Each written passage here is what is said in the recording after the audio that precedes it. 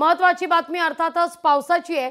राज्यात पावसाचा धुमाकूळ पाहायला मिळतोय। कोकण, पश्चिम महाराष्ट्रात आज आणि उद्या मुसळधार पावसाचा अंदाज आहे। मुंबईत पावसाचा रेड अलर्ट जारी करण्यात आलाय।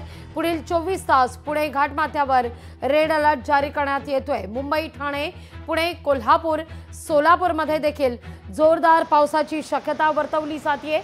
मुंबईतली ही दृश्य आपण पाहतोय। कांदिवली, चेंबूर, दहिसर, सायन, दादर, हिंदमाता, मरीन ड्राइव्ह, वरळी आणि अंधेरी सबवेतली ही दृश्य।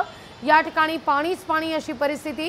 कांदिवलीमध्ये देखील मुसळधार पाऊस सध्या सुरू आहे, तर चेंबूरमध्ये देखील सखल भागात पाणी साचण्यास सुरुवात झाली आहे। तिथं दहिसर नदी देखील या ठिकाणी पातळी, दहिसर नदीची पातळी ही उंचावताना दिसते। नदीची पातळी वाढलेली आहे, त्यामुळे या ठिकाणी देखील पाणी साचण्यास सुरुवात। दहिसरमध्ये सबवे परिसरात पाणी साचलेले आहे, तर सायन, हिंदमाता, मरीन ड्राइव्ह, वरळी या परिसरात देखील पाणीच पाणी आहे। लोकशाही मराठी ऐका, पहा, जागरूक रहा।